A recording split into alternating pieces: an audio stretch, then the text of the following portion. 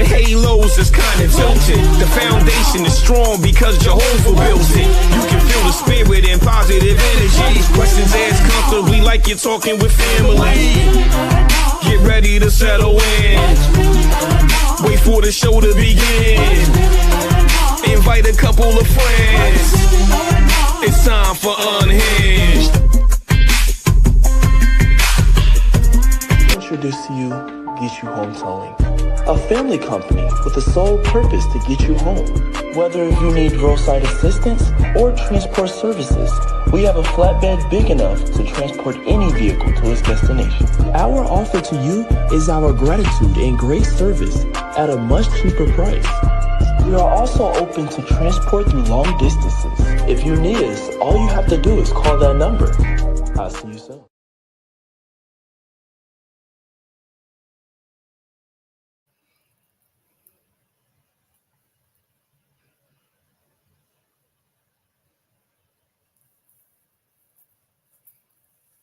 Hey, y'all. How y'all doing? Y'all all right? I mean, what's really going on? Thank you so much for tuning in. You've tuned into Unhinged Live. I'm your host, Nikita Tilted Halo Hansford, and I'm sitting alongside my good girlfriend, Karen Sims Harrell of Twisted Threads, LLC. And you already know what it is. It's Tuesday night, and we've got another barn burner of a show lined up for you on this evening. Let me get you familiarized with what's going to happen on tonight's show. But before I do that, I want to go ahead and say hola, hello. Thank you for tuning in to every last one of our replay viewers who are going to be joining us at a later date and time. We appreciate your support. We thank you for tuning in. And if you enjoy what you see and hear happening here on the platform, go ahead and tell somebody about it. Hit like, hit share. Go on over to the YouTube Nation and subscribe to one of our several affiliate YouTube channels. You know, we are here doing what we love to do just for you week after week, and we are about to get into it. Of course, we're going to have a superfan shout out on this evening. Get into it with a great conversation with tonight's guest. We're going to have, of course, my weekly dose of soul nourishment coming from our very own Coach Cass, our weekly reflections of purpose. And of course, we're going to close it out with the weekly Just Be moment. So let me take it back to the top and say, hey, girl, to my good girlfriend, Karen Sims Harrell, Twisted Threads LLC. Karen, how you doing? What's been going on since the last time we were able to connect?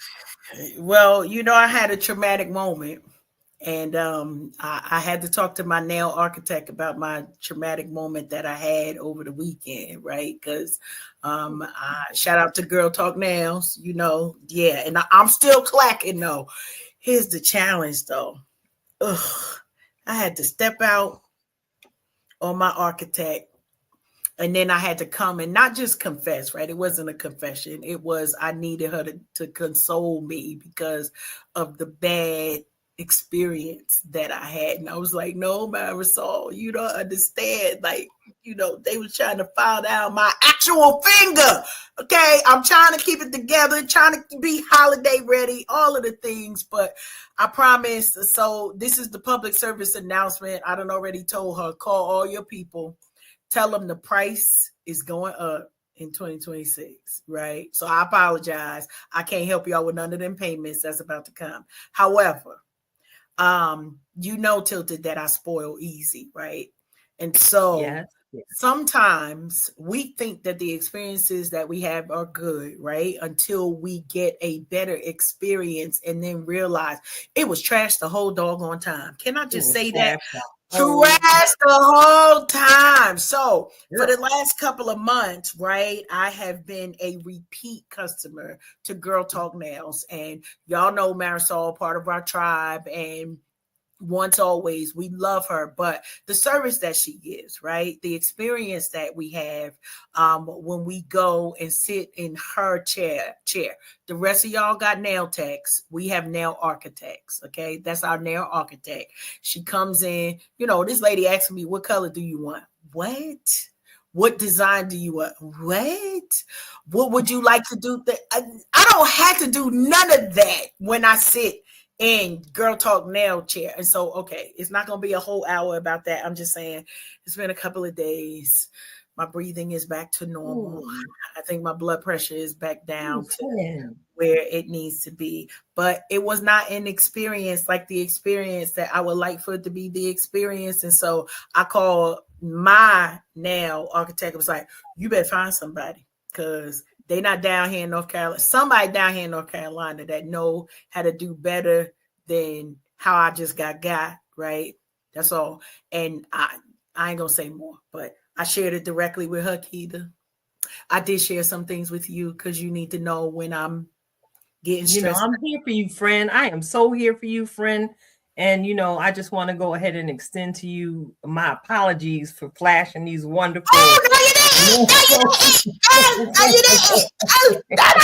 I'm so sorry. I'm so sorry I have to do that on this evening to you, friend.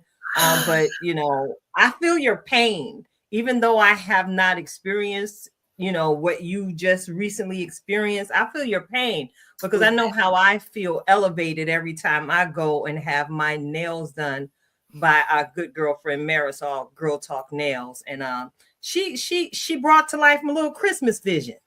I love it. So if I could, give you a healthy slathering of her cuticle oil right now, I would, to bring you comfort, friend. So go ahead if you need to do that right now to help yourself get through the show, provide yourself some comfort. Go on and do that. Go on and do that for yourself, friend. Girl, I feel you, and I know you can hear me because the cuticle oil is always close. I just want to let you know that I'm freezing up here in the Northeast region of the United States. I, almost wanted to take my name back from my child who's been praying for this fluffy white stuff to fall out of the sky. Listen, I'm not ready for it, but I also know that clearly the earth is ready for it because we getting that's right. Go on and soothe yourself, friend. The earth is ready for the moisture, similar to the moisture that your cuticles are requiring right now. Lord have mercy. As a result of your nail salon trauma. Oh my goodness, friend. I can't even boast about my wonderful day. You are going through it. It was bad. That's all I got to say. But the one solace that I did have after I left, I was like, where in the world is my Girl Talk Nail cuticle oil? And sure enough, in the car, holding back tears, I went ahead and just put the cuticle oil on there because it also, my nails have been growing and they just had a wonderful experience with the Girl Talk Nails. And I don't know what to do. I guess I'm just gonna have to drive to the PA area once a month and get my nails done. I don't know what I'm gonna do, but she's on it. She is on it. We'll have a conversation off air about that. We'll have a conversation off air about that. But I'm looking at the time, and we have a guest waiting in the green room, and we got to practice some of this good Southern home training that we come to the show with carrying every single week. So I want to go ahead and get into this week's Superfan shout out. Mm-hmm. All right. Can we get into that, Karen? Can I get a drum roll, please? We get into the drum rolls today. Here we go. Let's go. All right. Lean in close. I got to go ahead and give a super fan shout out to someone who is basically an exceptional human. This time of year, you go down to your mailbox and you go through the bills, and every once in a while, you might run into a delightful Christmas greeting. Well, tonight's Superfan shout out actually showed up in my mailbox all the way from where you hail, North Carolina, Karen. I've got a wonderful Christmas card from Miss Ashley Kalachi. I got to go ahead and give her a super fan shout out on this evening. Shout out to you. Ashley and I made the acquaintance working down yonder at the place that pays me years ago. And recently, she and her family just surprisingly to us up and relocated down to North Carolina. to get a change of scenery and start their life together. And they have a daughter, she and her husband, Pat. They have a little girl. I don't want to give out her name because, no Diddy, and, no Donnie. I'm sorry, I have to go there, but we got to protect the babies out here. All right. I'm not going to give out the name. Okay. But she has always had so much personality, and I always enjoyed the conversations I was having with Ashley about her daughter and encouraging her to keep her involved in dance, just fostering the creativity and the spunky little spirit that you see coming from this little girl. So I got to give you a huge shout out tonight, Ashley, for just dropping all of that joy down at the post office so it could spread throughout the country to whomever you chose to mail that holiday greeting to. It absolutely made my day because I began to consider some of the conversations we've had throughout the years, and I began to consider your hopes and the dreams that you've had for the family you and your husband are building together. So I just want to say, you go, girl. You's a whole queen that decided to leave the Warren County scene and take up roots down in North Carolina, surrounded by the beach and your family. Ashley, you're an exceptionally intelligent human being. You're an excellent wife. You're an excellent mother. You're a shenanigating friend, girl. And I am so glad to say that I know you. Though we are far, far away right now, you never know what the future brings, where you and I might actually be able to take in a sunset together there on that North Carolina beach. This shout out is for you. I look forward to all the great things that you and your family will continue to do in the future, Ashley. Love you, girl. So yeah, you got a super fan shout out this week, Karen. I can't be selfish with the love. That is a good question. Who I'm shouting out this week? You know what? I am going to be just a tad bit more selfish, right? I'm shouting out my she used to be my middle granddaughter, but now we got too many kids. I don't know what position she is. I'm shouting out Tiara Danae today. Just because she is the truth. She recently celebrated a birthday, and if I'm counting correctly, I think she's 14. But I got the opportunity to spend time with this weekend, and I promise every time I spend time with her, I'm chuckling all the way to anywhere that we are going. But I just love her for the exceptional person that she is, and that she is a no holds bar. She's one of the grands that came with no filter. Okay, let's get this straight. None of my grandchildren came here from heaven with a filter. So whatever line they went in, that was a no filter line. Because if they thinking it, you know it. So shout out to you, Tiara. Every now and then she'll catch the play or the replay. And she usually be like, Mimi, can you shout me out? So there you go, granddaughter. I shouted you out today. All right. So listen. It's cold outside, and we don't want our guests to get ashy because it's that kind of cold out.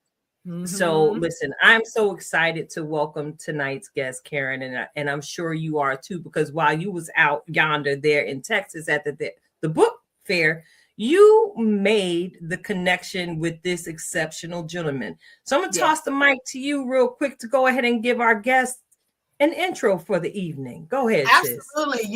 It's going to be short from my side because you know how we love to open the floor to allow our guests to introduce themselves. But we've got Dr. Giani Clarkson, and I had the pleasure of meeting him. And this was another one where Alfred was like, you got to meet. I promise you, my husband was dragging me to every table in that spot. It's like, you got to meet so-and-so and so, and you need to talk. But I really appreciated meeting Dr. Clarkson because he is an educator, an author, and a person who is bringing his full self to the profession. So we're going to bring him on stage now. Dr. Clarkson. Hey, what's going on? What's going on? How you all doing? Doing amazing. So glad that you said yes, and you were one of the first ones. I was in there literally while everybody else walking around talking. I was like, all right, here we go. We're going to get these schedules because we know how tomorrow looks like for a lot of people, right? I'm going to do it tomorrow, and then life is happening. So right away, you said yes, and just appreciate you coming tonight. And so, as I mentioned just a few minutes earlier, this is very specific for a date that you're coming, being an educator yourself, knowing that this kind of when the countdown usually starts for teachers and educators. Listen, it done started like to the fact of people know in November you going to school for 13 days, then we're gonna eat turkey, and then we're gonna go to school for 15 more days, and then we're gonna open presents. So ain't nobody playing around. I love it. I love it. So as we had you come in here, if you wouldn't mind introducing yourself, telling us a little bit about your origin story, and those who maybe this is their first time meeting you virtually on our Unhinged stage. No, well, thank you again so much for allowing me to be here. My name is Dr. Giani Clarkson. I hail from the city of Detroit, Michigan. I, of course, lived there and then went from there to Dillard University, where I majored in theater arts and speech communications, and worked in nonprofit for a good little bit, survived Hurricane Katrina, actually left 10 hours before Hurricane Katrina hit the city. And it was something that broke my heart because I love New Orleans, truly. And then when I got to DC, I started working in nonprofit, and of course realized that journey was coming to an end. And my dad said, you know what, you should teach. And I went, nah, I ain't gonna teach. That's not really what I want to do. I've interned at theaters. I won a regional Tony and all this really cool stuff. I don't want to do any of that. And now we're looking at 15 years later, have won multiple Teacher of the Year awards. At one time thought about walking away from education and found myself writing a goodbye letter to education through a book that I wrote called Teach, Pray, Drink, and decided to step out on faith. Released it on my birthday. It debuted #1 on Amazon, and some 6 awards later for the book. I've been very happy how well it's been received, and it's performed in the top 50 and numerous educational categories for those that are interested in education, for those that really want to know what the hell is going on with education, and for those that are just really kind of weighing the pros and cons of whether or not they want to be here. So that is the book that is, and I am so excited to talk about this book and have a great conversation this evening. I love it. I love it. I appreciate that part right there. Yeah. Now, as I was talking, because every now and then when we have guests, so I'll tell you, Dr. Clarkson, Tilted will act like she's not going to say nothing, but I know she's going to be beaming for this whole as we I'm here for it. So I'm just like getting right to it. She already knows I never talk about my best friend behind her back because it's so enjoyable to do it right in front of her face. So this is my pointless. I'm gonna find out anyway. I love it. I'm gonna find out anyway. Yeah, I love it. That's a fact. So can you give us a little bit like an elevator speech for Teach, Pray, Drink, and what's the heart of this book? So the book is called Teach, Pray, Drink, Watering and Harvesting the Roses from the Concrete. And it is everything that you want to know about what's going on in urban education. A lot of people are sugarcoating it, but let's be honest, across the country, there are a number of schools that are not opening up with schools being fully staffed. And why is that? It's because people are walking away from education at a rate that is insane. So either you teach, pray, or drink, and sometimes I did all three. And what we're realizing that even if you do all three, it's not solving the educational gap that's happening in urban communities. So I talk real honest about it, why it's happening, what's going on, what's bad, what's good. And each chapter opens up with a Bible verse, a really great playlist because I'm a kid of the 80s and 90s. I love some really great music, and a drink recipe because let's be honest, happy hours is where a lot of teachers decide to talk and solve all the problems of the world. But underline, there's something very peculiar happening with teachers. And what I mean by that is that inside of our profession, where there used to be a time who led in alcoholism was, of course, lawyers and doctors and some members of various branches of the military. Now we're seeing more and more that teachers are climbing up the list as being a profession with the highest number of cases of alcoholism. And that's bad. Do you want your kids being taught by someone that's self-medicating like that? And sometimes, to tell the truth and shame the devil, it's not just coffee in that cup. It's just not coffee in that cup. And that's scary. That's scary. So this is what the book's about. I appreciate it. So Absolutely. Go ahead, Tilton. No, I'm saying, you're absolutely correct in saying that. I have to share from my bag of experience in the education field. When I was working as an admin assistant at a special ed high school, the students had a field trip that day, and part of my job was checking in the bus driver for whichever trip or what have you. And I smelled alcohol on the bus driver's breath. Yep. And I had a decision to make, because I was like, listen, it's 100 of my babies about to get on this bus, and they're expecting to have the time of their lives today. So I politely called the principal, let him know what was getting ready to happen. And that I was going to be requesting a different bus with a different driver.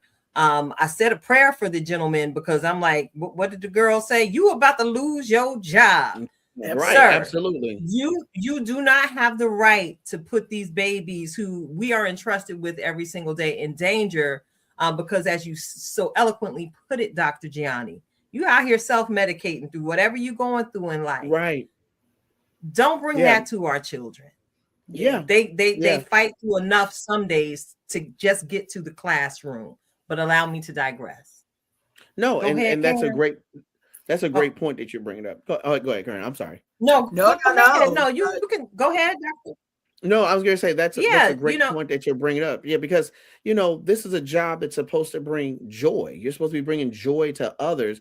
But what's happening inside of our classroom, where teachers are finding that I can't get through the day without doing this, and then to the point that teachers are quitting at such a high rate. I had to deal with something that kind of broke my heart, but I had to understand the reason why. When my son graduated from high school, of course, the presenter did the typical, how many lawyers do we have in the building? Kids raise their hand. How many doctors do we have in the building? Kids raise their hand. How many social media influencers? Because that's the newest thing. And kids raise their hand. And then she said, well, how many teachers do we have in the building? And not one kid raised their hand. And I was okay with that, until my son looked me dead in the eye with all his honors cords on, and went and did this. And we sat there and laughed about it at the lunch. And when I was so proud of my son, and he said, Dad, I have no interest in being an educator. And I said, well, why? He said, I see what you go through, and I want no parts of it. And he's got a front row seat. Right. Looking at it. So those are things that we got to talk about, and we got to be very honest about why is that happening to so many great educators and why they're leaving the profession. I really, really love that. And, as we dig some more into the book, and as you mentioned, I think I knew the title. I knew that the title was literal. There is something different when you go from the title to experiencing the book. And we do go through the scripture, and we do go through the cocktail recipe. Yes. Oh yeah. I'm hands-on that cocktail recipe. I'm gonna tell you what how much, the measurements, everything else, and the reason why. And I even do little drinking instructions, like, hey, you want to drink slow here, and this is the reason why. But part of it is, and this is just part of the Black experience, we can't sometimes have difficult conversations with a little bit of humor and them shot glasses coming out.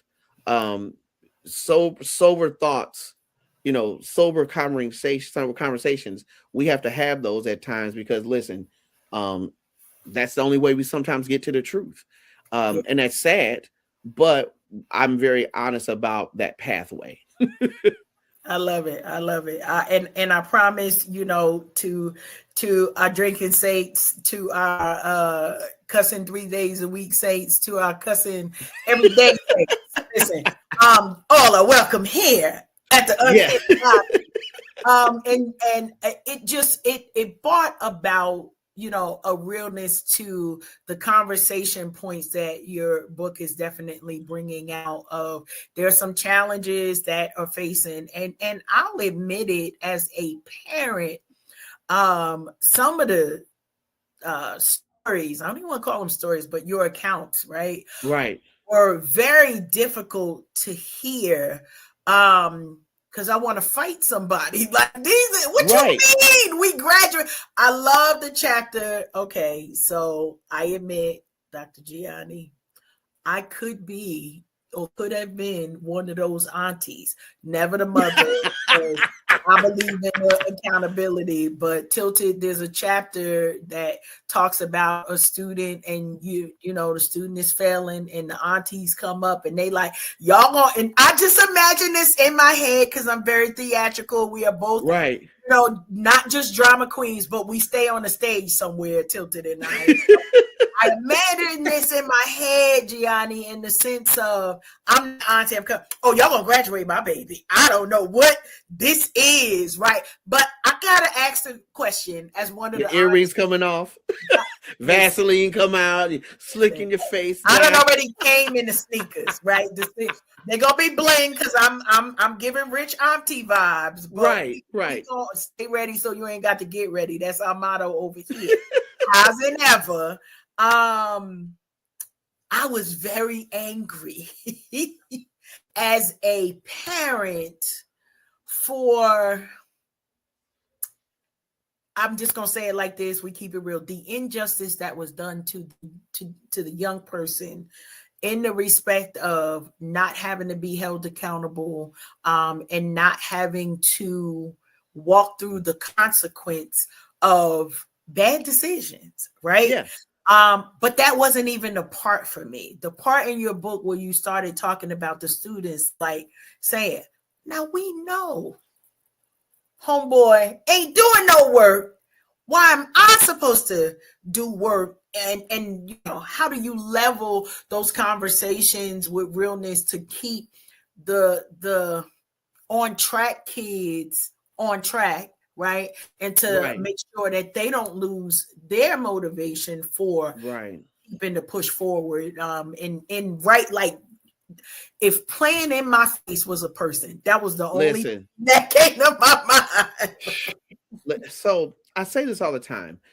Everyone thinks they're an expert in education because we all went through it, right? It's kind of like, I don't know why they teaching it like that. Because when I was in school, Miss Such and Such taught it like this way. Miss and Mr. Such and Such is dead and gone. Okay.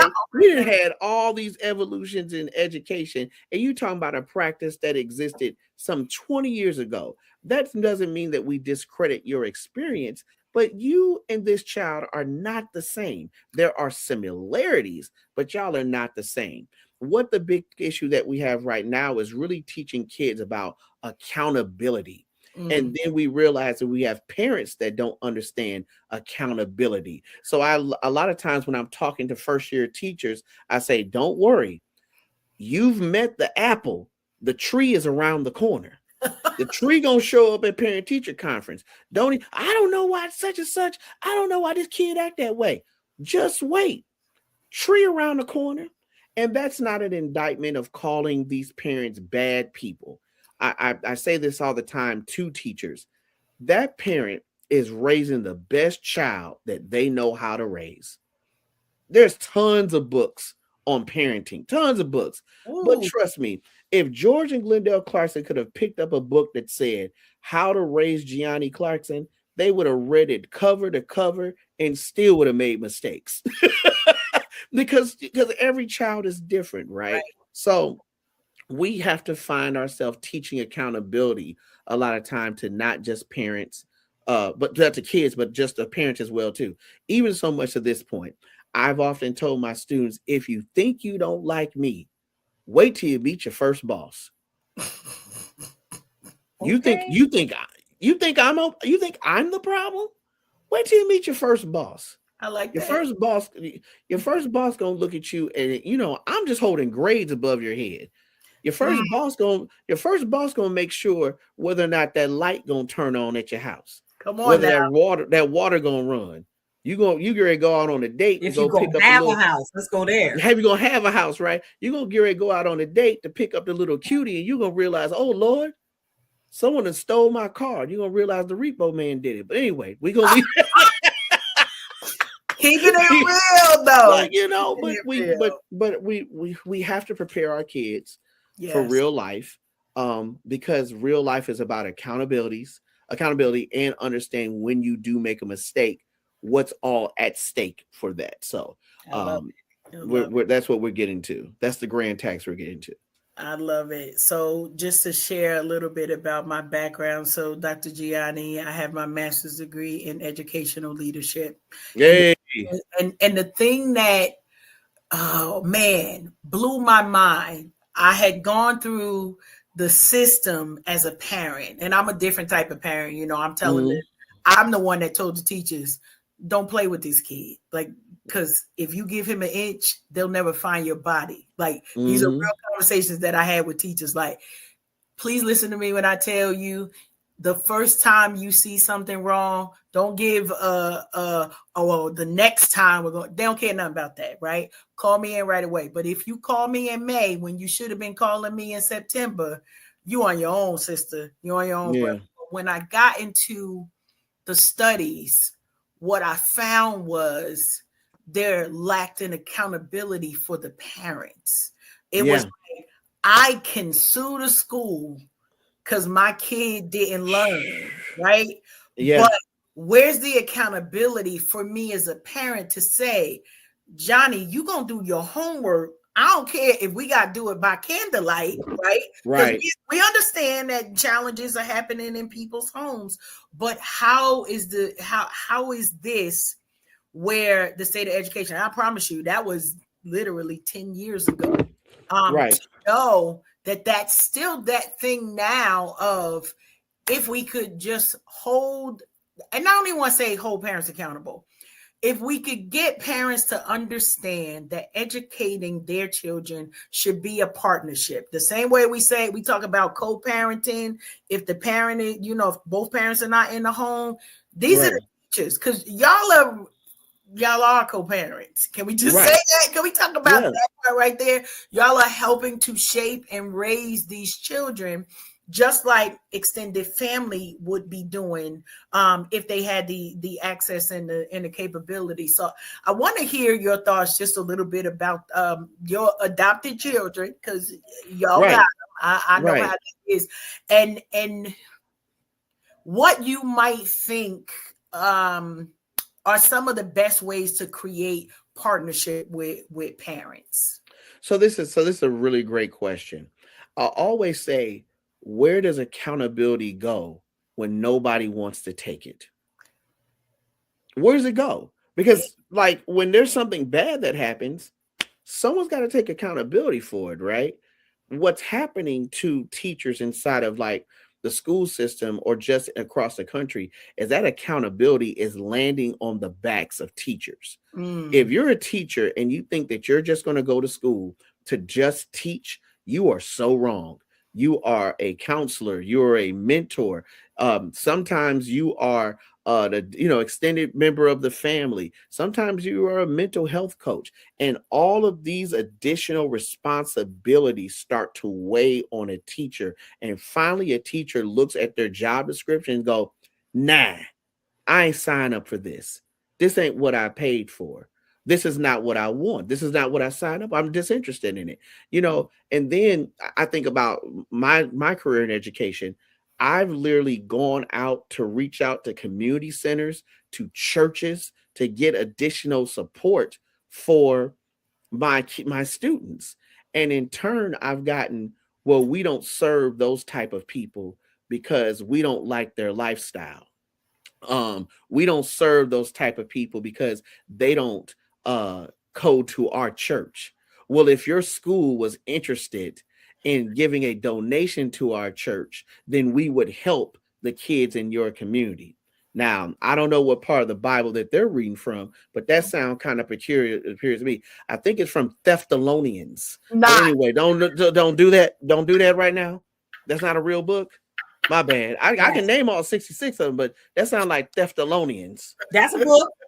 Okay, so anyway, I got the copy in the closet. Okay, yeah, because that sounds like from Thessalonians. But anyway, I don't want to get into a whole conversation about Black church and Black betrayal. But anyway, we'll be careful. We'll be careful. I'll be nice. But what happens is that level of accountability becomes a problem. So what do you do as a teacher, right? You have to be very smart in your open house introduction to kids into your community. And what I mean by that is this, and this is just great advice for first-year teachers or all teachers. The first time that a parent hears from you should not be when something is going wrong.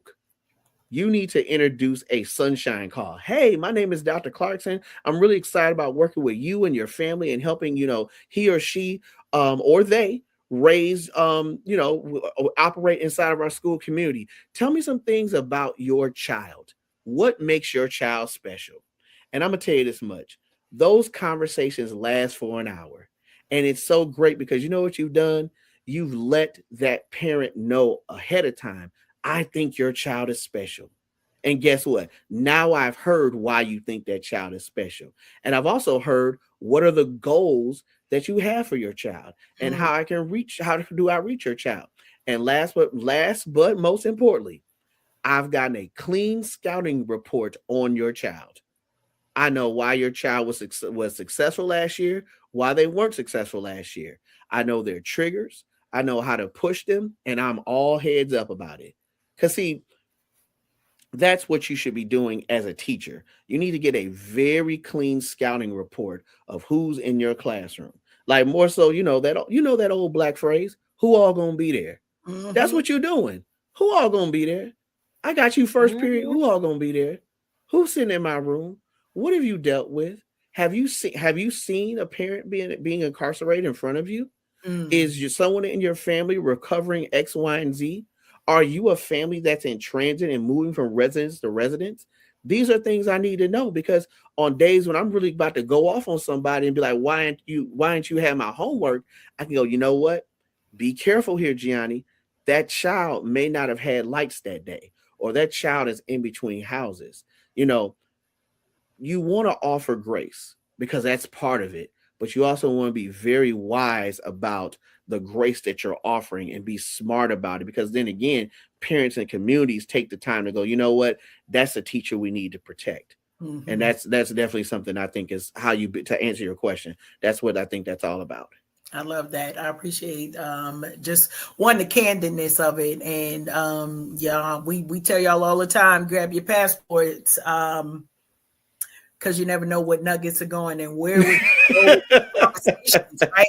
We never know where these conversations are going to go. But you are lightly you're giving those snow dustings of so parents can do something with, right? Because here's the deal, and I'm sure you've had this conversation. By the end of the year, parents sometimes are also frustrated, and it's like, well, what can I do? I'm at my wit's end. Well, if you have the doggone conversation at the beginning of the year, right, kind of eliminate. That's what I'm hearing from you, right? Eliminate of the obstacles that, even though, and poor little Johnny, because that's the name I'm picking up tonight. So I probably all the little Johnnies, I'm really not picking on you, right. Come on up, step up. But with all of that, little Johnny thinking like, I'm just coming here to do the best that I can. But having that conversation puts them at a better place. And also, as a parent that has received those type of calls, I promise you, like, to receive that as a parent and know, one, it lets parents put their guard down, because a lot of times we often think of the teachers as if you also are the principal, the administrators / that pipeline. Okay, so we're going to treat you this type of way because we have a correlation of what y'all doing with my baby. Not so much that you are protecting them and trying to mold them and train them up. But a lot of parents think teachers are the same as the police, right? And so in their mind, they'll treat you in that particular way as if you're holding their child with a particular light. And I know it because I once was there. Like maybe all y'all, that ain't y'all testimony, right? Right. Got a mindset of it's us against the world, or however people might be thinking that. And even one parent households, whether it's the mom as the head of the household or the dad, we have a lot of one parent household. And so how are those conversations? And you specifically said about, urban education, right? And all of the transformations that it's seen over the years. So I got to put my Tilted hat on, and Tilted is going to know in a minute, right? So my next question with my Tilted hat on is, after a long day, what might be your favorite drink or cocktail? You know what? It really depends. Sometimes it's just water and reflection. Um, my success has come with falling in love with the boring. And what I mean by that is that I feel like if you're going to be successful, you got to be married to boring. You got to be willing to have a routine. I listen to the playback of me teaching. I probably listen to my voice more so than anything. Did I give enough wait time with this question? Was that clear? Um, you didn't really answer that student's question. And I listen to these things driving home because I'm always trying to chase perfection. That does not mean that I'll ever catch it, but boy, perfection gonna feel like I'm close a lot of times. And that's kind of what I do to wind down. Now, overall, I'm always going to go with a good old fashioned, okay. Or my other favorite drink is a solid Paloma. Like I love a Paloma. And if it's, sometimes I just need to just drink it neat. I'm not giving no one any product shots up here because, but I enjoy brown liquor above everything. So that's what I'm just gonna leave that there, because until we see a check from any of these companies that are featured on my bar, we just gonna say brown liquor. But brown liquor, I love it. Yeah. All right, my next question is this: if your students wrote your biography, what would the title be? Boy, he cares. And I mean, honestly, they probably say a bad word first, right? But my students know that I care. That's one thing they say all the time, like, Doc, you really care. And hell yeah, I care. And I care because I'm very cognizant. And I tell them I'm very cognizant of the monster outside of this classroom. And there's just part of the world that is not interested in you being successful. They're not interested in your dreams. They're trying to make sure that they keep you underneath a thumb. I'm very, very honest with my fellas. I tell them, this is the last time you'll ever be in a classroom with this many guys. Black men are disappearing from college. My son is currently a junior at Bowie State, and they have literally taken a whole dorm that was a male dorm, and it's now been converted to an all women's dorm. What is that saying about where our Black men are going? Meanwhile, Black women continue to be one of the highest educated sexes and races in our country, and they leaving us behind. Like they're literally leaving us behind. My son, when he walks into the lunchroom, he sits and he realizes it's nothing but tables full of young ladies. That was my testimony going to Dillard University. And of course, being an 18-year-old, hey, I was like, oh, this is hooray. I love all this.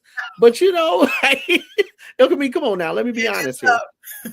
Let me be honest here. Okay. It's a table full of women. I'm like, oh, this is great. But as I'm older, I'm going, this is bad. This is an indictment of what's happening. And then when I think about friends that I made who wind up not finishing, a good majority of them are men, not women. I care. I do. God, I care. And I care because I understand about what community building should really look like. And I'm so concerned about the build out of wealth, of power, of political prowess. And I just often feel that if we don't get this solved, worse things are on the horizon. So I have to care. And I care in how I show up for my kids. You know, this week not so much because it's holiday season, but I'm always suit and tie with Jordans. And you know, I'm always prepared. I try to provide my students with really wise out of classroom experiences. I have a program called Kicking It with Clarkson, where I invite guest speakers in to talk about their experiences. I've found myself in very interesting places in these 15 years. I've paid utility bills to make sure that kids, you know, don't look at their mom a certain type of way. Hell, a group of a group of former teachers, and I can say this because pick the school that happened at, we paid off a neighborhood drug dealer to leave a boy alone. I care. And I understand that, like, I when parents send their children off to school, I want to make sure they come back to their houses a lot better. And if I don't do that, then I'm failing at my job. And that's why I care. One, that's an amazing. Love it. Love it. I'm so here for it. And so, you know, from my experience in education throughout the years, one thing I've discovered when I've encountered educators like yourself, Dr. Clarkson, I've discovered that people like you that make sure that they carry their light big and bright into every room they go in when educating our children. Y'all some people with some huge heavy faith. Or at least I know that was my thing. Yes. Everybody knew when they came into my office, you're going to have an encounter with Keita and Christ. I don't know what you expect here. So I have to ask you, how has your faith shaped the way you lead, teach, and pour into your students? Ooh, it has been a roller coaster with loops, turns, and drops. But I ain't getting off the roller coaster. And literally, that's kind of what the book is about, is that there was a moment where I was like, you know what? This ain't for me. I'm tired. I feel indicted a lot of times by administration that do not care as much as I do. And that's problematic for me. I want the best for these kids. And I feel like I'm consistently running my head against a wall. In chapter 1, I talk about this. It's the story of Sisyphus, right? For people that are not familiar, that there's a king that's been banished to pushing a boulder up a hill every day. And he must push this boulder up the hill, knowing there's a possibility that this boulder may roll back down and might crush him, but he has to get back up and do it again. My faith allows me to get back up and push that boulder up the hill. You know, I may push that boulder up the hill and that kid goes to college. I may push that boulder up the hill and that kid winds up dying due to an act of violence. Unfortunately, every year that I've taught, I've been teaching for 15 years, I've lost a kid to an act of violence, whether it be a kid that was currently in my classroom or a kid that was once in my classroom. And in fact, it's opened up a study that I'm looking into doing, which is dark, but needs to be talked about. And I'll scare us for a little bit, but I'll come back and be nice, called the 666 rule, which is 6 years after graduating in a 6-mile radius from the school, that a kid will wind up getting either a sentence that'll be 6+ years or dying. Wow. And I mean, that's a real thing. Like, literally, the hub of where you were educated at, 6 years after you left this building, you will either do something that will get you a sentence of 6+ years or no longer be on this side of heaven. That's something we've got to solve as a community, right? Yeah. We definitely got to solve that as a community, because we push them across the stage and we like, you gonna do it and you gonna make it, and then all of a sudden you're sitting there dressed in all black. Yeah. Or you're reading it on the news and you realize, can you push that boulder back up the hill? Yeah. These are the possibilities. And that's what the book is about. If you're uncomfortable with potentially losing, you probably shouldn't teach. And I credit my father for telling me this a long time ago, probably year 4. I would have bad summers. Man, I'd have bad summers. I would be so depressed. This kid failed. I can't believe this kid failed. And what could I have done more? And I could have done this and done this. And finally, my dad had to tap me on the shoulder and be like, Gianni, there's nothing else you could have done.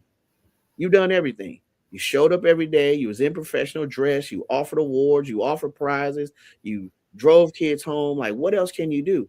But that's that albatross that you carry around your neck as a Black educator, because you want these kids to be successful. You want our kids to be successful so badly, and that it's that care factor. And if you don't care, you just shouldn't do it. Like, I get it. Having your summers off is sexy. You know, you got 2 weeks off for Christmas. I get it. It's sexy. Federal holidays, I get it. That junk is hot for you. But hey, teaching is the only profession where we market the time off more than will you have an impact on the kid. That's true.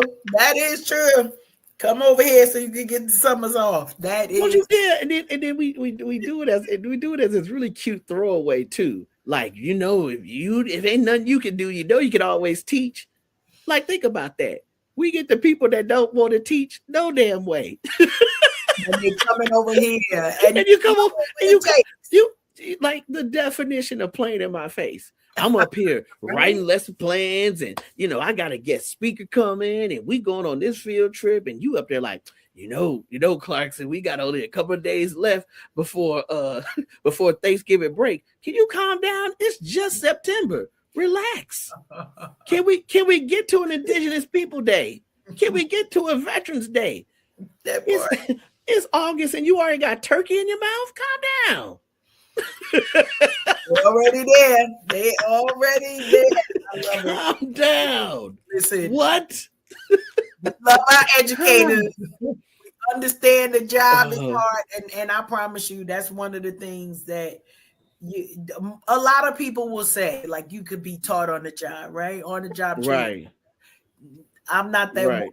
I'm not that one. One, because also I believe in yoking up kids, so that ain't the place for me to be. Listen. That ministry. Those take over. that ministry does not exist anymore. Like, what are you doing? Yeah. Because trust me, we are all mandated reporters. However, you got to pray that yoking up spirit out your body. Even though you may want to do it, there are ways to do it verbally. I love it. There's ways to get parents involved that you've gotten on your side to be the heavies, so they do it for you, and that's what you want anyway. Because it's like you want to play that game of, hey, if you late to my class one more time, you know who I'm gonna call. Oh, Doc, come on, man, don't do this. Don't do this. I love they shaking their head like a villain at the end of a movie. Come on, man, they ain't gotta be this way. You ain't got it. I love it. So now I gotta ask you, how do you feel like you balance the discipline, the compassion, as well as putting in the culture in the way that you teach in today's classroom? One, and this is the number one rule. I say this for admin and I say this for teachers. Don't you dare walk around that building believing that you're an angel, because they'll expose you as the devil. I repeat, because someone needs to hear this right now, right? Don't you dare walk around this building masquerading, cosplaying as an angel, because they'll expose you as the devil. I try to operate all situations as a saint. And what I mean by this is that I've done good, I've done bad, I've learned lessons, and these are the lessons I'm going to give to you. I've done good, I've done bad. These are lessons that I've learned, and I'm going to give them to you. I'm not going to gatekeep my experiences or my failures so that I always look good in front of you. My students talk to me about this a lot. They go, man, you talk a lot about the times that you failed. And I go, why not? They exist. Y'all think I got here because I was perfect? No, I got here because I failed. And that's also part of the concern with like our kids. Our kids are so afraid to take chances because they're so afraid to fail. Everything that they do is documented on social media. So they don't dance at parties, they don't call girls, girls don't call guys, and the beat goes on. So for me, I feel like by admitting my failures and sitting in them, that's how I'm been able to be successful. Hell, today, this is actually something that actually did happen. Planned a whole field trip. I failed to do something. And I immediately told my executive director, hey, that's on me. I got to stand up and take that responsibility, because if I don't, then I'm going to be masquerading like I'm perfect. And that's bad, because you mess up. Right. And at the grand scheme of things, when I can go back and go to meetings and say, hey, that was my fault, I have to own that. And if I made someone feel uncomfortable based off of my mistake, I got to own that. And in turn, what happens is that your community becomes a little bit more endeared to you. Not because you was perfect, it was because you had accountability, which goes back to that's called that callback, which goes back to the beginning of our conversation of why do we have the issues we have with parents. We're just so afraid of accountability. We're so afraid to say, I'm sorry. We're so afraid to bend the knee, apologize. I'd apologize to a young lady because I graded her paper a 0. She said, Doc, I turned that in. And I was like, no, you did. My bad, baby. She was like, Doc, it's okay. And I love that, because what happened is she's going to remember from that conversation, not the fact that I gave her a 0, but because I was an adult that apologized. You know how many adults don't apologize to kids? Come on now. Preach. Come on now. You know how many adults don't apologize You to could kids? do a whole segment on that. And wonder why these It's kids so hate important. you so. These kids hate you so, and this the reason why. Because you out here being a stone cold maniac. you a Tasmanian devil walking around yelling, and you don't apologize for nothing. And then when all of a sudden you want sympathy, there's the cupboard's bare. The cupboard's bare. So I grew up with this phrase. It goes, life is a mirror of a king and a slave. It's just what you are and do. So give to the world the best that you have, and the best will come back to you. You have to be a king of your emotions. Can you control your emotions? That's like, good. you got to be a king of your emotions. Where's your stewardship in your emotions? A kid says something crazy to you and you off your rocker. Ain't you the professional in the room? Never mind. Let me be quiet. I'm making somebody mad. I'm gonna make somebody mad. Let me be quiet. Love it. I mean, you took us to church. I need my church fan. Hold up. Y'all stop that. No, but I'm serious though. Like, where's the moment where you say, I'm the adult in the building, I'm the adult in the room? You out here getting into a whole cussing battle with a kid. What's the old phrase goes, you wrestle a pig in the mud, it's hard to find a pig. Come on now. Come on. I don't know. No, but that's a big deal, when we're thinking about what needs to happen, right? And so for years and years, and I'm sure all of the time you've been in education, we've heard about reform in education and right.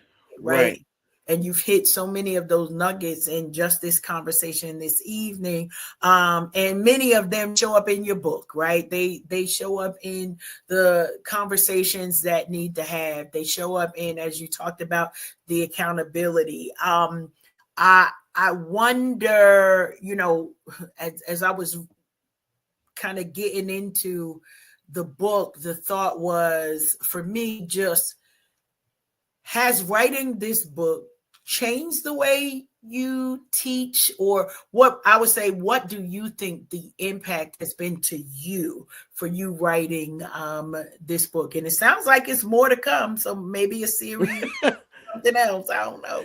Oh, the money. I know I wrote this book for the money. No, I'm joking. I'm joking. Listen, you will have some kids signing up for a writing program tomorrow. No, I'm joking. What it did was it freed me and it forgave me. Like, I really was very angry in my last school community. And it was because I consistently felt like things weren't making sense. And for smart people, things have to make sense. Like, and when they don't make sense and you're compromising things at the cost of children, it doesn't make sense. And then you don't get to say, well, it's for the kids, because everybody in the room is smart and it's not making sense. So like I said, I wrote this book very much so with this idea of it being a goodbye letter. Like, y'all can have it. I'm done. I'm tired. I can't. What else can I do? Y'all have taken up 1/4 of my life with this profession. And it's insane. And I don't want any part of it anymore, right? But after I read it back in transcript, I went, okay, I'm good. I'm ready to teach again. And it immediately was like, yeah, I felt like I was back at year one, but with 13 plus some years worth of talent behind it. And it's like this joy that I found back into it. Amount of times I laugh in the course of the day, how much I enjoy teaching my AP class. I'm inside of a really smart school community with some really smart people. And they're not just smart, but they have big hearts. That matches, right? And that's what you want. You want intelligence and you want people who care. So those things match up perfectly, right? And we have good kids. And, you know, not all the kids are perfect because that's just life. And not all the parents are perfect, but that's just life. But what the book has done is that it freed me, gave me back my joy, and it allowed me to forgive myself and other people. You know, like I for the longest, it was like, I can't believe, almost said a name, and then we'd have to beep this part out. Oh no, but it did. It forgave me. It forgave me from a lot of people. And it's great because I realized that God's not finished working on them. Everybody that's in leadership isn't perfect. And you gotta, just take people where they are. You can take people where they are, but they're not allowed to take you. Come on now. Right. So that's part of what I had to do is like, yeah, I'm gonna leave you where you are, but you can't take me with you. I gotta go. I'm gonna leave you right here. And when God's ready to solve that, or whoever you pray to, right, is ready to solve that, I wish them luck. And that doesn't mean that I walked away from there being once again an angel, but I walked away from there being a saint. And when I talk to first year teachers, I can give to them, in the words of the brilliant philosopher Kenny Rogers, you got to know when to hold them, know when to fold them, know when to walk away, know when to run. Never count your money sitting at the table. There'll be time for that when the deal is done. Don't sit up there and stay at a teaching profession counting. Don't stay at a school counting your money, because you're going to wind up counting your money at a very sad table. There'll be time for that when the deal is done. Get out of there. And I can honestly say, leaving happier, bank account happier. Life is good.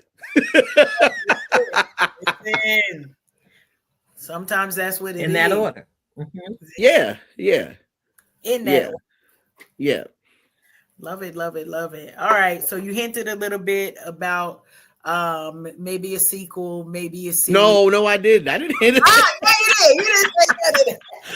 No. I heard Okay, you cannot discredit what I heard, Dr. Okay, I'm sorry. I cannot discredit I what heard you it too. heard. That is What fair. I That is fair. heard was there may be some more writing in your future. I love the transparency of, you know, we're teasing and everything, but I can honestly say I thought it was well written. I thought that Thank you. the humor in it is needed, like, Thank you. some of this stuff and the topics, you know, and the chapters, they were heavy. Like, they were heavy. There is nothing that we could say to be like, oh, well, we could make this a little bit lighter. No, you cannot. You cannot. Yeah. You have to, you know, walk children through their first funerals, right? And or funerals for people who they know. And that's one of the topics that you talk about. But knowing that these are the things that you continue to carry, because it's not like you could put down. There's no, you know, no book return that you could say, all right, I'm done with these memories. I'm done with these experiences. Now, Right. you know, let me get the sprinkles and the glitter, or however it needs to happen. And so these have informed who you are as a person, but they also inform and from what we're hearing, the way that you teach, the reason why you care about what it is. And one of the things I want to highlight was I'm gonna call it a battle, maybe a struggle. You could decide to Sure. But it's the battle that you have as a teacher with children, when you trying to raise your own kids, right? That need to be, and the one recollection was the getting out of school, your son getting out of school early. Yeah. You know, being able to spend time with him, but knowing that there's so many people that that are having to choose and figure out how to balance of, I'm a mom, I'm a dad, I got my own kids, but I also am mothering and parenting and fathering these school children that I'm with from 8 to 3 or whatever the school time is. Right. Right. But those type of things. Can you talk to just a little bit about that? I know you said your son is in college now, so Right. you're on the other side of that. But while I am in it, yeah, what was that for you? When I was in it, it honestly made me sad a lot, because I knew that I had a start time that was 7:40 p.m. and 7:40 a.m. and my son had to be at school around 8 or so. So how did I balance getting him here and me getting there, and you know, my son's mother and of course my parents were very instrumental in really helping him to get to school. There were times that I had to balance, you know, my own finances to make sure that there was a shuttle that took him to aftercare, and literally I'm seeing parts of my check disappear because I just don't have the freedom to pick up and go. And then of course, you know, when he was a lot younger, our spring breaks and winter breaks wouldn't match. But yet, you know, I still had to manage those things. You know, parenting as an educator is very difficult. It's something we don't really talk about a lot, because I always say that teachers, for some people, exist only at the schoolhouse. You know, remember when you were little, and I think comedians tell this joke all the time. Remember you were little and you see a teacher walking around the grocery store with their own family. It's like, what you doing outside? Right. You got a family? Wait a minute, somebody married you and had kids with you? Why you dressed like that? What's going on? Why you at the movies? You like movies? When you start liking movies? Because you don't think, right? Because you don't think as teachers as real people, right? But that's part the teacher's fault. You know, I very much so operate as a real person in front of my kids, which goes back to that saint mentality. What you doing this weekend? I'm hanging out with my friends. We going here. We going to the game. We might watch the game at the bar. You go to the bar? Yes. I'm grown. Get out of my business. You know, where you going? I'm getting on a plane. I'm going on a trip. Who you know in New York? I know people. What? You know people? And then but once again, we've dehumanized teachers to this one shell as a community that we don't think they're real. Right. You know, that's why I'm gonna go ahead and drop this. we dehumanize teachers to a point that we don't think they're real and we don't think their feelings are real.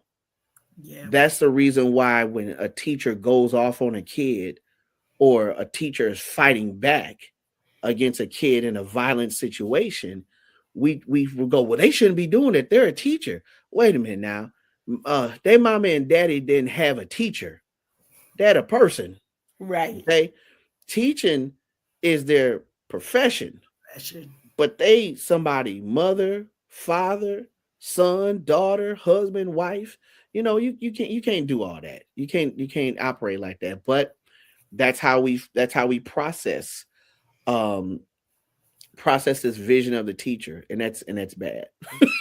And that's why I try to once again humanize myself. Right. I'll say this: teachers inside of my school community, we are very human. We're very human with our students, and I think because we are very human with our students offer us grace, and in turn, we offer them grace back, and we have a very healthy relationship. I think that should be the model of how teachers and students should interact with one another. Get off that pedestal, because when they find out something, they come with a sledgehammer, and that fall gonna be hard. Get off that pedestal. Get off that pedestal. Seriously. This is something. I appreciate just this conversation. Okay, so I'm gonna give you this. Finish this sentence. Sure. If teachers had what they truly needed, schools would take it away. Be packed. They'd be packed. This is a very scary thing that's happening across the country. Attendance is terrible. I mean, attendance is really bad. There are kids that do not come to school at all.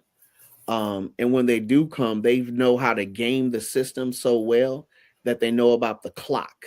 And I don't know if you all are familiar with the clocks. I'll share it with the audience. No matter what state or city that you're in, students know there's a certain number of days they can miss before Child Protective Services contact the parents. So let's say hypothetically in city X, the number of days is 20, right? They've been absent 19 consecutive days. And guess what happens on day 20? They show up. That means that clock resets. And then on day 21, they'll set up. And then on day 22, they disappear and we play the game all over again. Mm-hmm. We really need resources inside of schools that teachers can use to give kids a world-class education. And that's what's really happening, is that we're teaching citizens, but we need to make them competitive on a global market. And the more resources we have, the more they can be competitive in a global market, and they can explore professions that they've never even thought about. That's what we really need, is we need resources.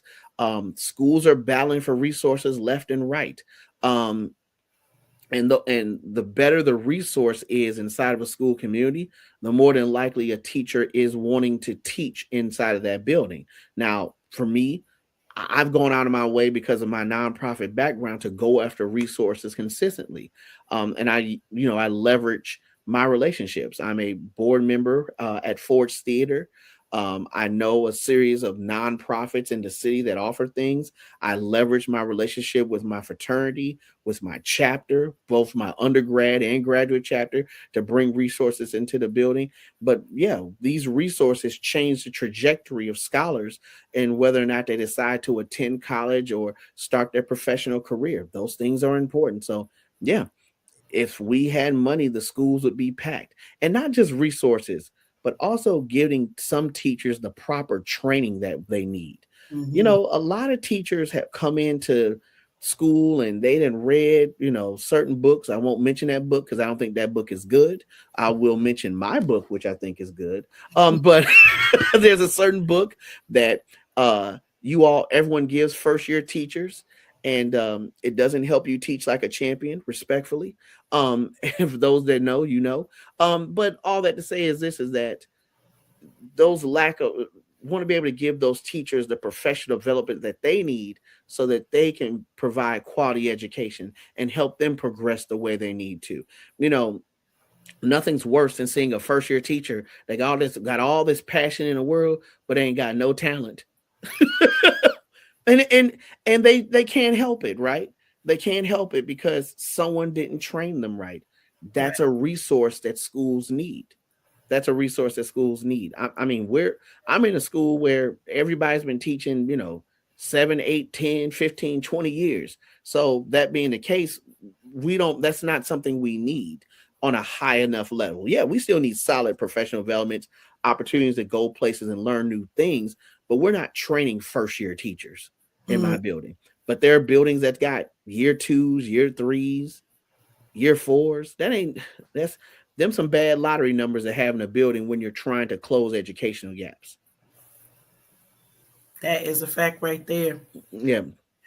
Love that. Tilted, any questions, any comments? I know you're enjoying the conversation. I'm absolutely enjoying the conversation. I'm over here taking notes, catching up on email. You know how we do as educators, we have the ability to multitask in small spaces. No, I just want to take this opportunity, since I'm talking again, go ahead and acknowledge the people who have popped up in our comment section on tonight. We have, what is this? JJ Leach, 125. Erica Colazzo, 8469. I see y'all keeping it lit in the comment streets on tonight. Wow, I know those people. To the screen with your That's funny. I know those. Are those some of your cohorts? I know those people. I'm focused in, and it's funny. Love it. Well, they're here for you tonight, brother. They are here for you tonight, and I want to say thank you again to everyone in the comment streets.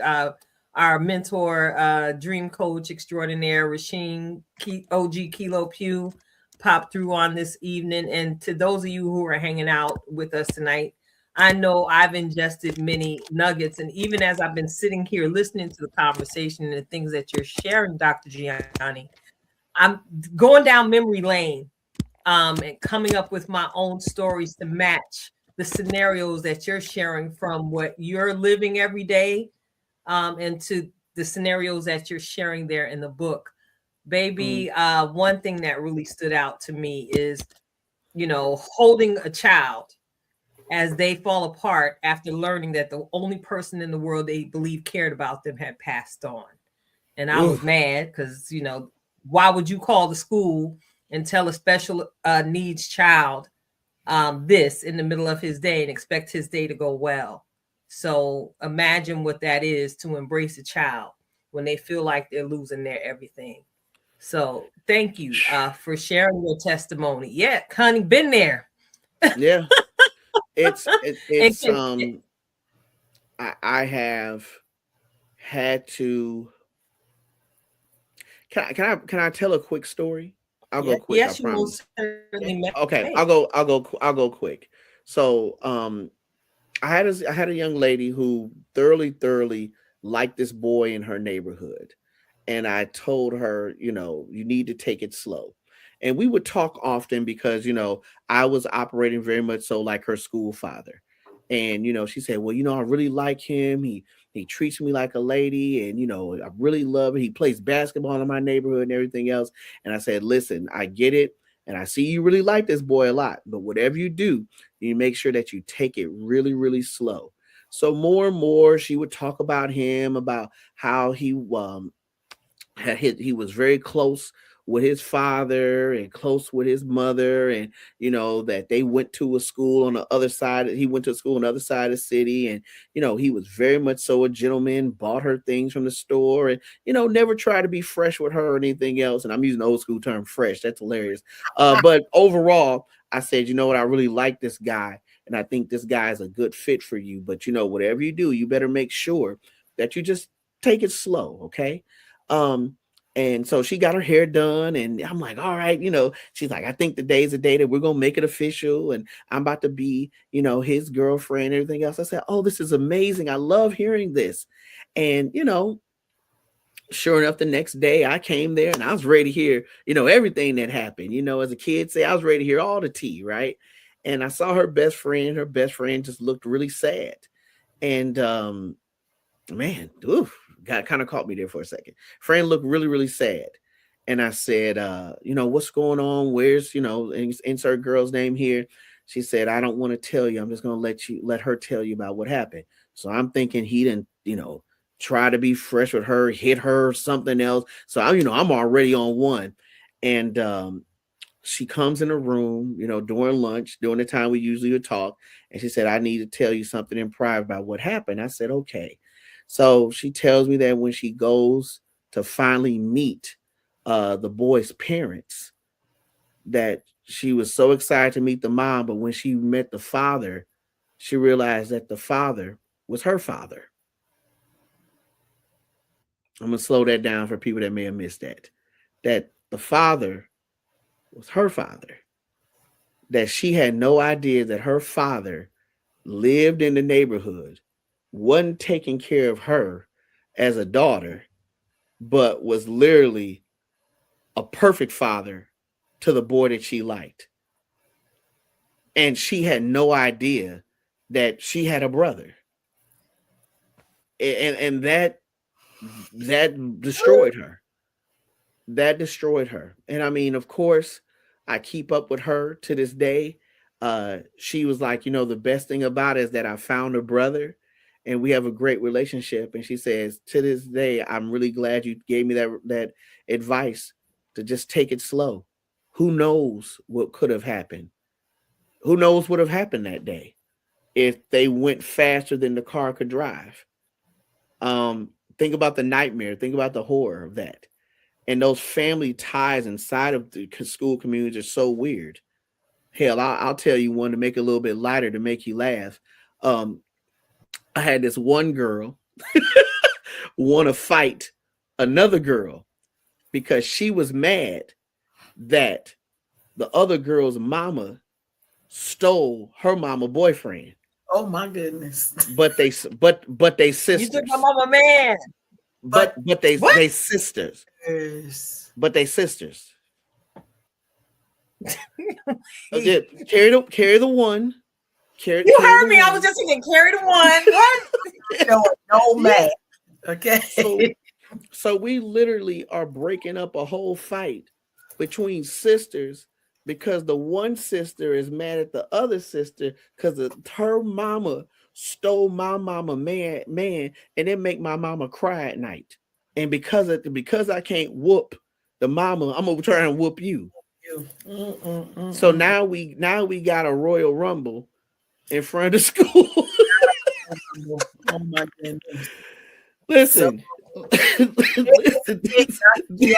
tell you because I told you I was listening to the audiobook, right?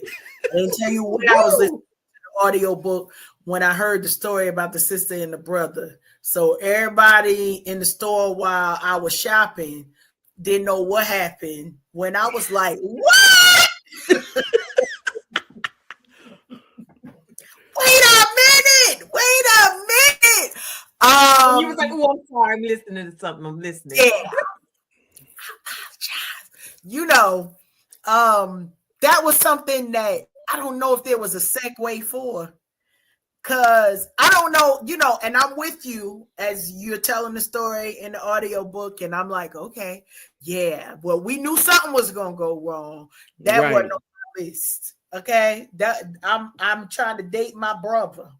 But didn't know. Because I didn't know. And this young man is being raised, right?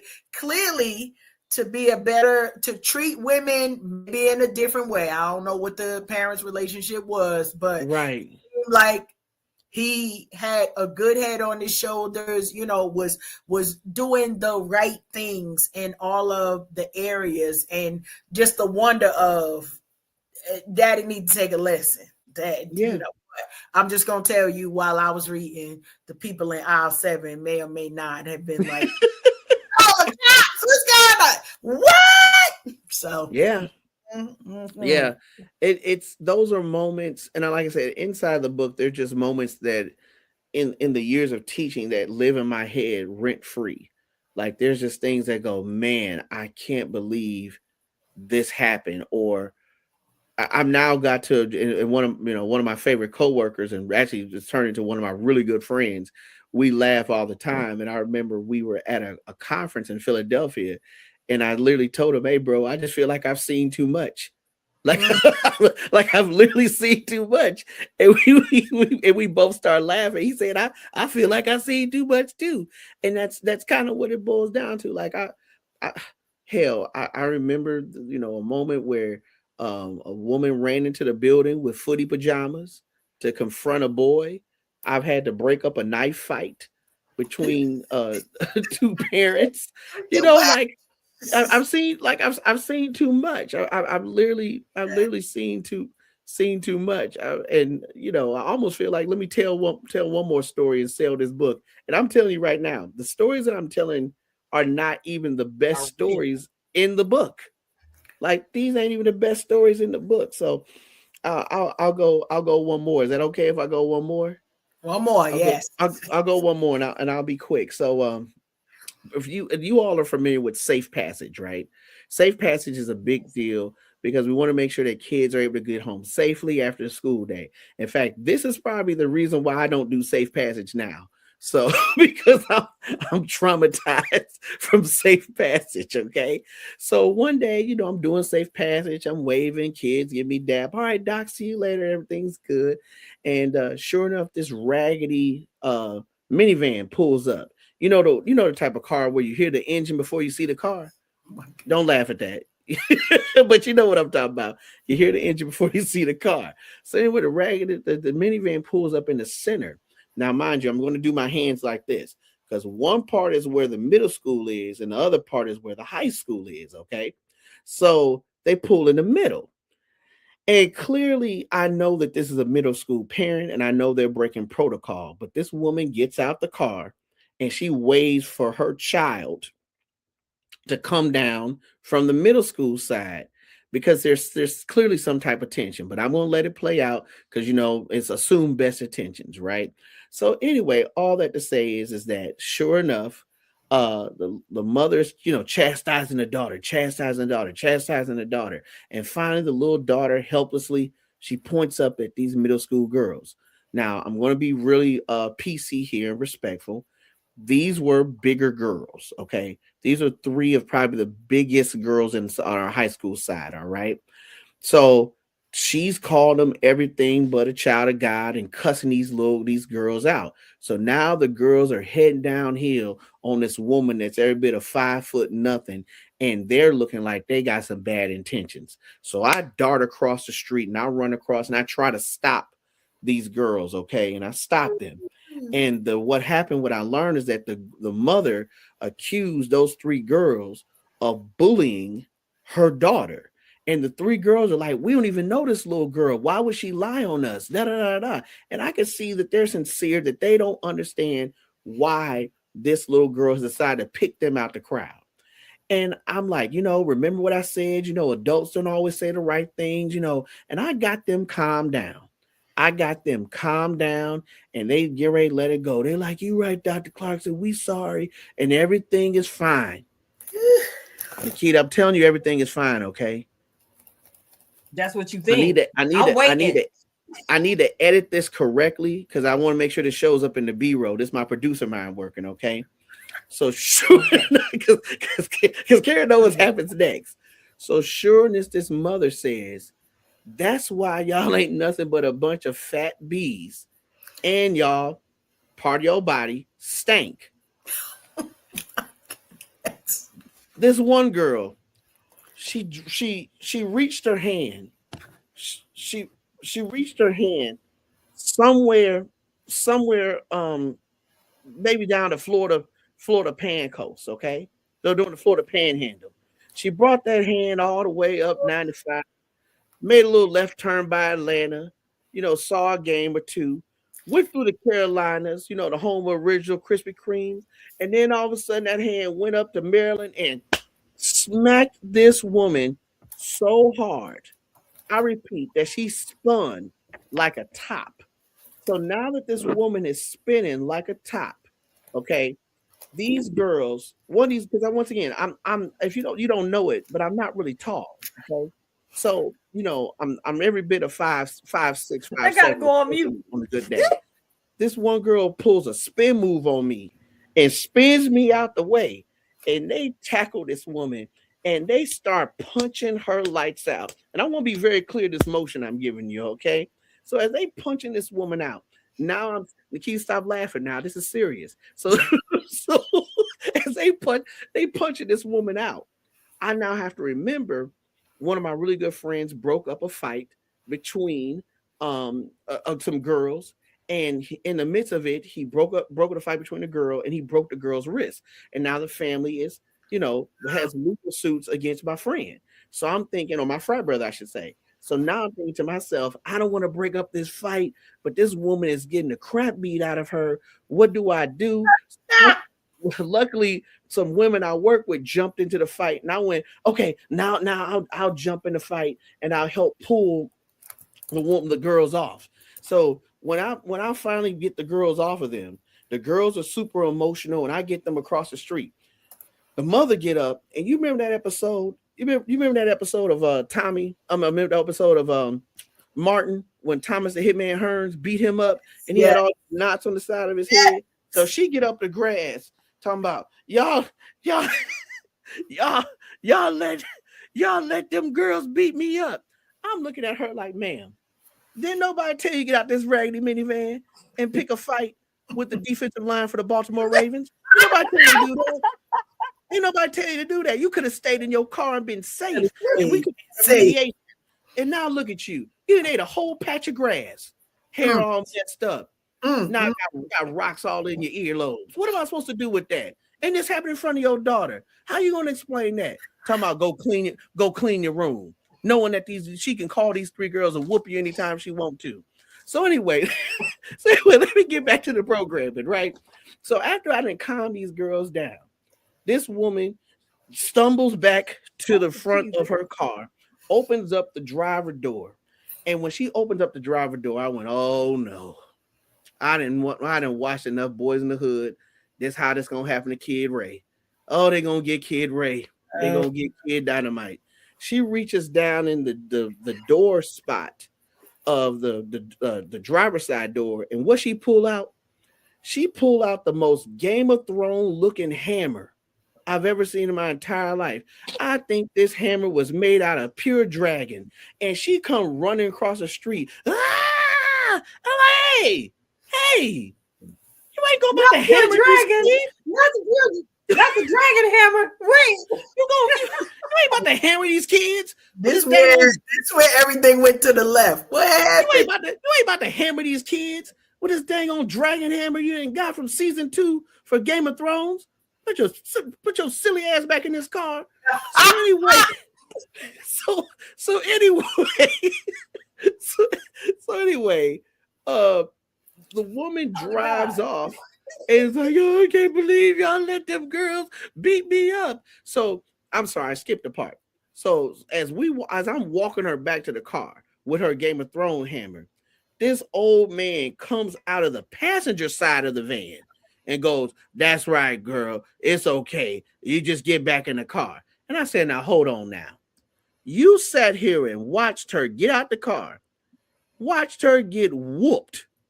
I mean, a good old whooping, like a dang old Bugs Bunny Daffy Duck. You know, where the dust be piling out, you see legs and feet. Like, it was that type of whooping, right? And now you want to come out and help? You get your ass back in the car too. With the word of wisdom. It's all right. Get back in the car. Like, shouldn't that have been the statement from the beginning? Soon as them girls came down them stairs, you should have jumped out that car. Go, hey now, sisters, just not like this. But yeah, it's a good book. It is a good book with some amazing stories. Listen, y'all know and cop the copies. Check it out. It's a good book. I promise. I'm a good time. Check on the website. The hoodie is available. We got books. The hoodie's available. Come on and grab the hoodie too. We got all the things. All right, Dr. Giani Clarkson, can you tell our audience how outside of the website other ways that they can get in contact with you, and the best way to get books or either contact you for speaking engagements as well? Oh, that's not a problem. So you can follow me at Dr. Clarkson Loves History on IG. And also you can go to GianiClarkson.com, the website. On that website, you of course can get an autographed copy of Teach, Pray, Drink, along with this wonderful hoodie that I have on. One of my passions, of course, is community service. The money that I do collect, partial proceeds are going to a charity that I'm really connected with called Loaves and Fishes, which helps closes food gaps for homeless and displaced citizens inside of DC. I work hand in hand with the Omicron Lambda Alpha chapter of Alpha Phi Alpha Fraternity Incorporated, the alumni chapter I'm part of, though I crossed at Dillard University at Beta Phi undergrad. So what we do, we realize that there's food gaps that are happening, and we want to be able to close those gaps, providing healthy, nutritious meals to those families that have fallen on hard times. I say this, but I'm going to be very quick here, is that sometimes when you fall on hard times, you don't think you have the right of choice anymore. But I love the fact that the nonprofit that we offer some really great meals with a great variety, so that we make sure that though you may have a hard time, that you're maintaining your dignity, because that's important as well. So GianiClarkson.com. You can also go to at Dr. Clarkson Destroys History. There's some really great lessons about history in a minute, and a series that I've done before, an award-winning series called Hip Hop and Kwanzaa. So you can check that out as well too. So that's all that's there. I think I did everything well. You did. Well, we are super excited. Thank you for your yes. Thank you for the amazing energy. No, not a problem. Right. Our replay viewers, if y'all just jumping on now, go ahead on. We'll be done in a few minutes, and press play because y'all do not want to miss the shenanigans that have gone on with all of the goodness. Tilted, I'm trying to give you time to catch your breath before to get myself together. Yeah. I'm trying to get myself together because I'm over here crying. Like,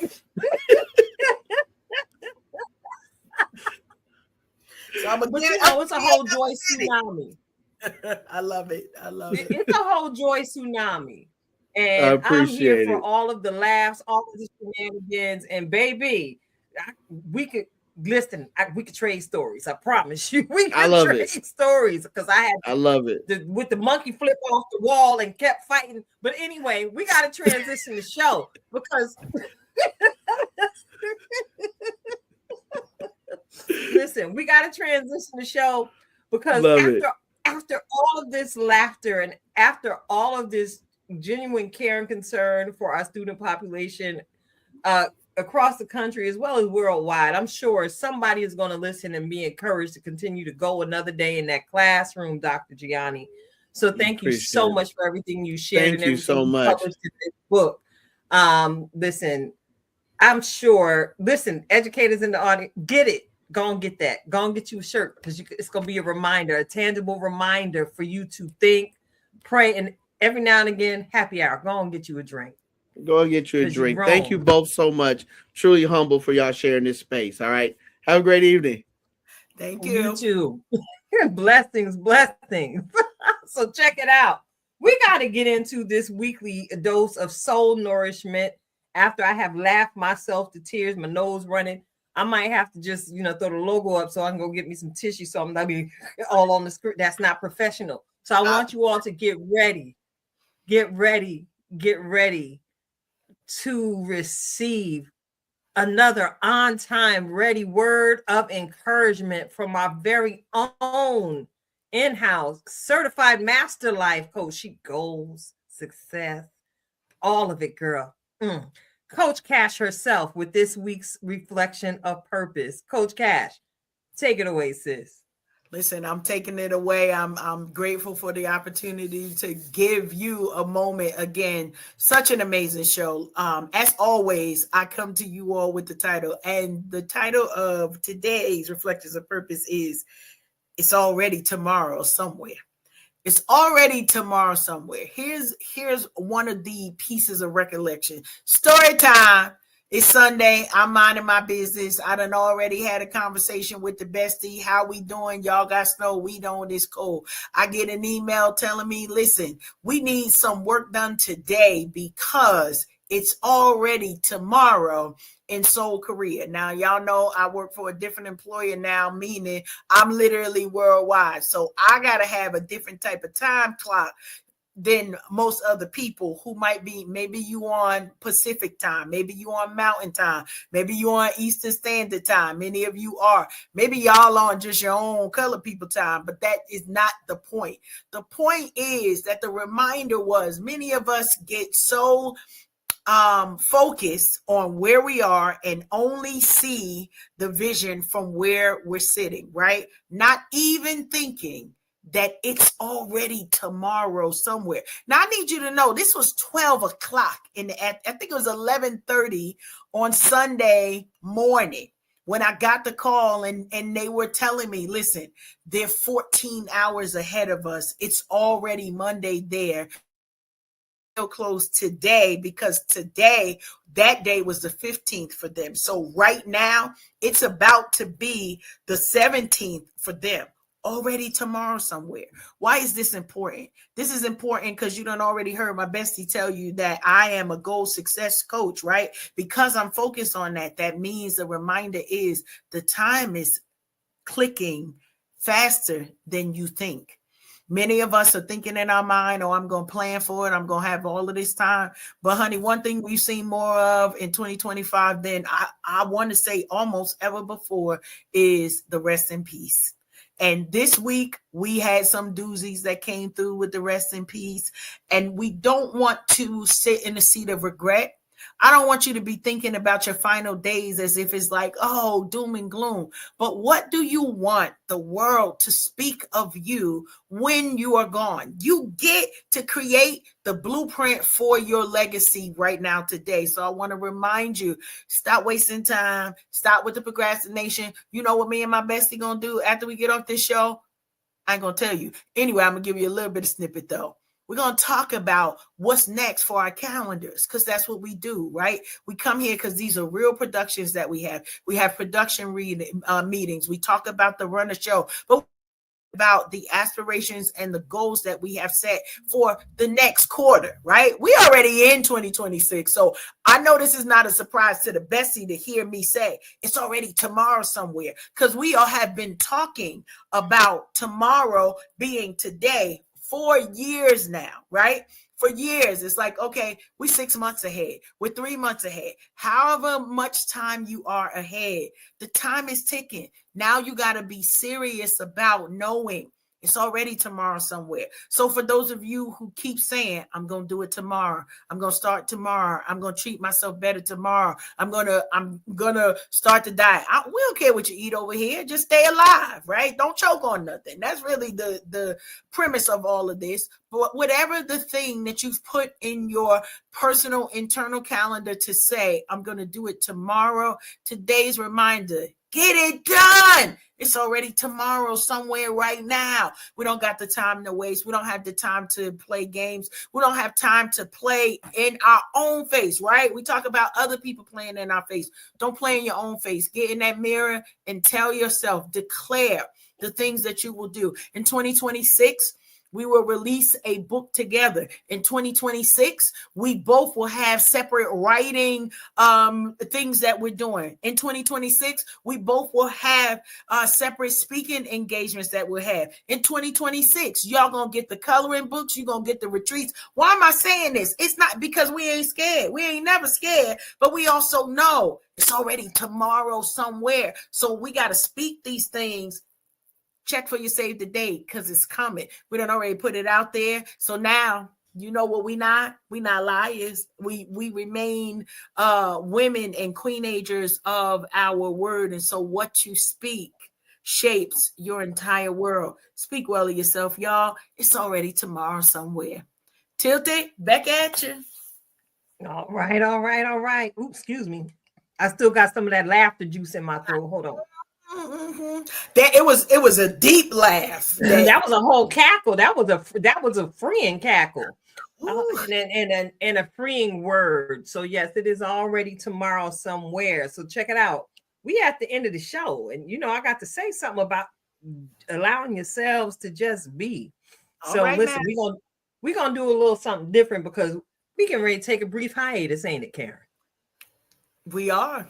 We're swiftly approaching the holiday season, and as you already said it, Bestie, listen, it's already tomorrow somewhere. In my mind, I'm already at the end of March. So some of those things that have been spoken are already coming to pass. I say thank you, God, that the calendar is already filling up. So check it out. In this moment, as we take this time to close out the show today, I'm going to ask you all to do something with me. Take a deep breath. Let that yawn out. All right. Take that deep breath in. And I want you to remember as you're breathing in and breathing out slowly, releasing the energy from your day, that there's nothing that you need to prove, fix, or rush. You are already enough in this moment. Keep breathing, y'all. Life isn't asking you to become more. It's inviting you to just be. So be present, be honest, and be kind to yourself. Trust that what's meant for you is aligning, even when you can't see it yet. Keep showing up. Keep listening to your inner voice.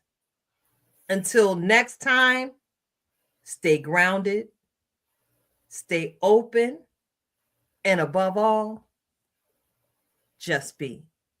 It's your girl Tilted Halo, sitting alongside Coach Cash, Karen Sims Harrell of Twisted Threads LLC. We are Unhinged Live. We're going to let y'all know when we coming back, but we wish you a Merry Christmas. We wish you a Merry Christmas. That's all y'all getting from me because, again, I got the laughter throat. And a Happy New Year. Woo, woo, woo, woo. She brought the Temptation version out, y'all. Until next time, we out. Peace.